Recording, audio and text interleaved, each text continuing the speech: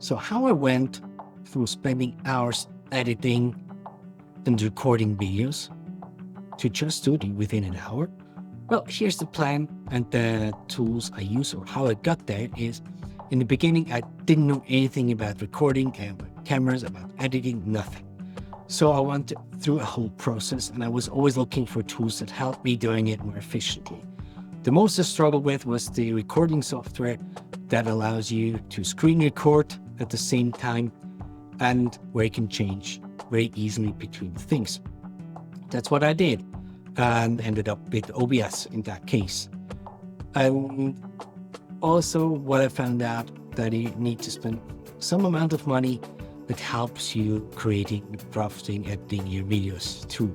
You just need to find the right ones.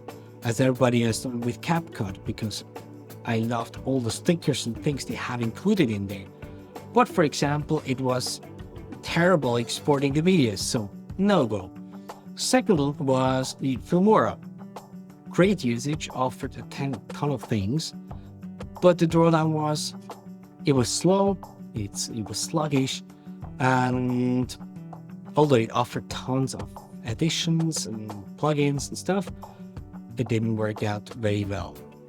I had to check the time.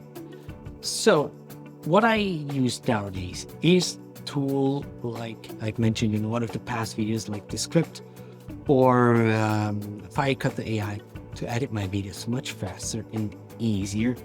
And Descript, for example, even works as a web-based program on an iPad. So when you're traveling, you not necessarily need your computer, which makes your lives much easier. And it's such a powerful tool. So nowadays, almost in an hour, I can record everything. It's not perfect, it mustn't be perfect. But then if I'm really focused and half the time, I could be done editing the whole video, long form videos within 1 to 2 hours. If you want to know more about it, let me know in the comments and I can explain even further. And hopefully this will help you also saving a lot of time. See you in the next one.